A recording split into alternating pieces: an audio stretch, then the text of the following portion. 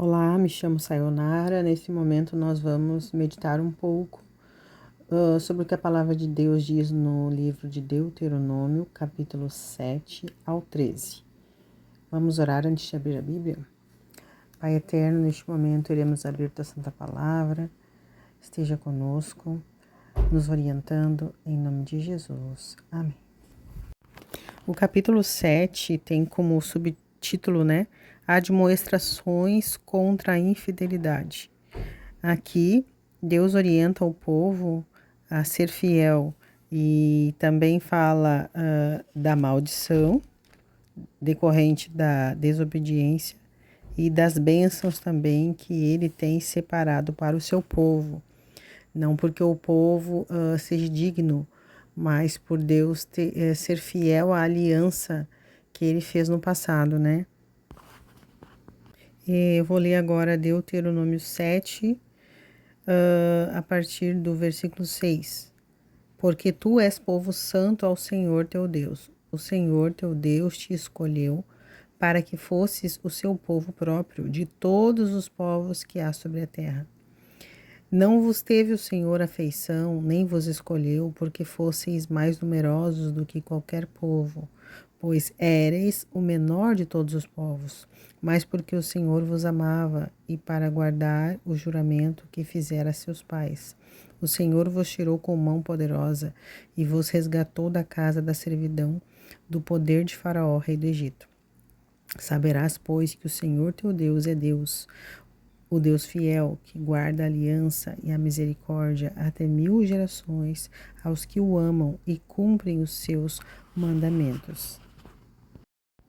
No capítulo 8 diz exortação a ter em memória os benefícios do Senhor.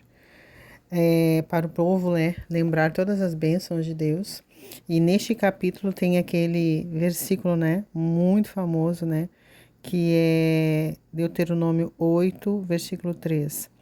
Ele te humilhou e te deixou ter fome e te sustentou com o maná, que tu não conhecias, nem teus pais o conheciam, para te dar a entender que nem só de pão viverá o homem, mas de tudo que procede da boca de Deus viverá o homem. E também no mesmo capítulo 8, versículo 17, diz o seguinte: Não digas, pois, no teu coração, a minha força e o poder do meu braço me adquiriram estas riquezas. Antes te lembrarás do Senhor teu Deus, porque Ele é quem te dá força para adquirir riquezas, para confirmar a sua aliança que, sob juramento, prometeu a teus pais, como hoje se vê. Se te esqueceres do Senhor teu Deus e andares após outros deuses e o servires e o adorares, protesto hoje contra vós outros que perecereis. Como as nações que o Senhor destruiu de diante de vós, assim perecereis, porquanto não quisestes obedecer à voz do Senhor, vosso Deus. No capítulo 9 de Deuteronômio, diz: Moisés lembra aos israelitas o socorro divino. Também fala da infidelidade de Israel e também Moisés intercede pelo povo. Aqui no capítulo 9, versículo 5, versículo 4, diz o seguinte: Quando, pois, o Senhor teu Deus te tiver lançado de diante de ti, não digas no teu coração, por causa da minha justiça é que o Senhor me trouxe a esta terra para possuir, porque pela maldade destas gerações é que o Senhor as lança de diante de ti. Não é por causa da tua justiça, nem pela retitude do teu coração que entras a possuir a sua terra, mas pela maldade dessas nações o Senhor teu Deus as lança de diante de ti, e para confirmar a palavra que o Senhor teu Deus jurou a teus pais Abraão, Isaque e Jacó. Aqui fica bem claro, inclusive para nós, que qualquer bênção que a gente tiver, ela não vem pela nossa força. Ela não vem porque somos pessoas boas ou porque somos pessoas dignas de alguma coisa. Aqui, Deus está deixando bem claro para o povo, lembrar que é Ele que é fiel e que as nações, mas Deus coloca diante dos nossos pés, diante dos nossos olhos, pessoas más a gente às vezes vê essas pessoas caírem na nossa frente, porque por causa da fidelidade de Deus e da maldade dessas pessoas, não porque a gente mereça alguma coisa. No mesmo capítulo também, né, é abordado ali sobre quando o povo foi infiel, né, fez o bezerro de ouro, né, que Moisés quebrou as tábuas da aliança e Moisés intercedeu pelo povo, né, Moisés clamou pelo povo, né, ali no capítulo, no versículo 29, diz o seguinte, né, todavia são eles o teu povo e a tua herança que tiraste com a tua grande força e com o braço estendido. Moisés clamando, né, Senhor, esse povo, por mais que ele tenha pecado, esse povo é teu, não destrua, né, esse povo. E assim terminou o capítulo 9. No capítulo 10, fala ali as segundas tábuas da lei, né? Deus pediu para Moisés lavrar as tábuas iguais às primeiras. Também fala da vocação, né, da tribo de Levi, foi uma tribo separada, né, por Deus, né, para levar a arca da aliança, né, para estar sempre diante de Deus, servindo. E também faz uma exortação à obediência. Ali no capítulo 10, versículo 12, diz o seguinte: agora, pois, ó Israel, que é que o Senhor requer de ti? Não é que temas o Senhor teu Deus e ande em todos os teus caminhos e o ames, e sirvas ao Senhor teu Deus de todo o teu coração e de toda a tua alma, para guardares os mandamentos do Senhor e os teus estatutos que hoje te ordeno para o teu bem? Eis que os céus e os céus dos céus são do Senhor teu Deus, a terra e tudo que nela há. Tão somente o Senhor se afeiçoou a teus pais para os amar. A vós outros, descendentes deles, escolheu de todos os povos, como hoje se vê. Mais uma vez, Deus pedindo obediência, porque nós somos um povo escolhido, né? Desde os nossos pais, e Deus é fiel. Por isso ele clama pela fidelidade do seu povo também. Capítulo 11, né, vem falando sobre os benefícios da obediência. No 11, versículo 18, diz o seguinte: ponde, pois, estas minhas palavras no vosso coração e na vossa alma, atai-as por sinal na vossa mão, para que estejam no frontal entre os olhos. Ensinai-a a vossos filhos, falando delas, assentados em vossa casa, e andando pelo caminho, e deitando-vos e levantando-vos. Muito interessante esses versículos, né? O 18 e o 19, porque o 18 diz assim, para colocarmos as palavras no nosso frontal, entre os nossos olhos, né?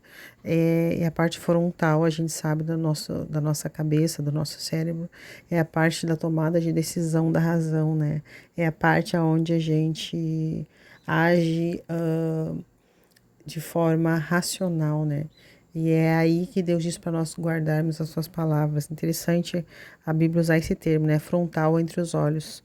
E também aqui no 19 fala sobre o culto, né? Ensinando os nossos filhos, né? E também fala que andando pelo caminho, deitando-vos e levantando-vos. O que é o deitando-vos e levantando-vos? É o culto que é feito de manhã e de noite. O culto de manhã e à noite. Ainda no versículo 11, verso 26, diz o seguinte: eis que hoje eu ponho diante de vós a bênção e a maldição. A bênção quando cumprirdes os mandamentos do Senhor, vosso Deus, que hoje vos ordeno. E a maldição se não cumprirdes os mandamentos do Senhor, vosso Deus. Mas vos desviardes do caminho que hoje vos ordeno, para seguirdes outros deuses que não conhecestes. Interessante, né? Sempre teve a questão da escolha, né? E Deus deixa bem claro também as consequências, né? As consequências, elas são bem claras, não por ameaça, mas por orientação de um pai que ama, né? Então, as consequências a gente já sabe porque Deus deixa elas bem claras, as consequências da desobediência. No capítulo 13 fala o lugar do culto verdadeiro.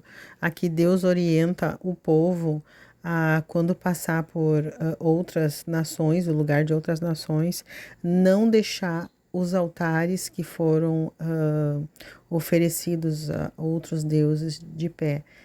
E Deus também diz aqui que o lugar de fazer a adoração a Ele não é qualquer lugar, né? Deus não quer que ofereça sacrifício, adoração a Ele em qualquer lugar, né? Deus deixa bem claro que é o lugar que o Senhor escolher, que é o lugar que o Senhor determinar. Então, assim, fica bem claro para a gente também, né? Não fazer culto e adoração a Deus em qualquer lugar, porque Deus diz os lugares em que Ele deseja ser adorado. E também ainda no capítulo 12 fala sobre a questão de como comer a carne e as oferendas, né?